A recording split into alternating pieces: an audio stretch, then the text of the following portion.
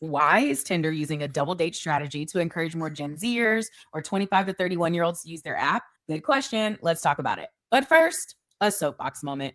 Generational labels are arbitrary. I've been guilty too. People are talking about 18-year-olds like they're millennials, and millennials are 40. Okay, end of soapbox moment. Let's talk about why Tinder is encouraging a double date strategy and sounds like they're marketing that strategy to a certain age demographic. Hi, I'm Dr. A. I'm a licensed psychologist and certified clinical trauma professional focused on helping Black women navigate trauma using science backed strategies and a whole lot of love. Dating in relationships is hard, especially as a Black woman. And I'm so grateful for my partner. We did actually meet online. But the question is, why this strategy? I wonder if the Tinder leadership has realized that rape culture is real. I wonder if they learned that rape culture is also increasingly more justified when men in power are allowed to harm women and then experience very little, if any, negative consequences for their behavior. So I really think the question is Tinder using this double date strategy to encourage more women to engage with their app?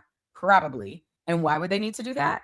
Well, after many years as a clinician in college counseling centers, I can tell you the experiences of sexual trauma that students come to college with, let alone the experiences they have during college, are both frightening and disappointing. So I imagine they don't have no reason to trust a stranger they meet on an app isn't going to want to cause them harm, especially because Tinder specifically has a reputation for being a hookup app. Maybe this is Tinder's attempt to try and change. If I'm anywhere in the ballpark, then I hope this helps reduce the emotional, psychological, and physical harm women are so often the recipients of when attempting to date. What would it be like if any or maybe even all of the dating apps did more advocacy around rape culture? How about using some of the money from subscription fees to teach people not to rape, or maybe even subsidize the cost of care and therapy for survivors of sexual trauma? It's totally reasonable to hold public corporations accountable for public safety. Follow for more, and remember, you have enough for today.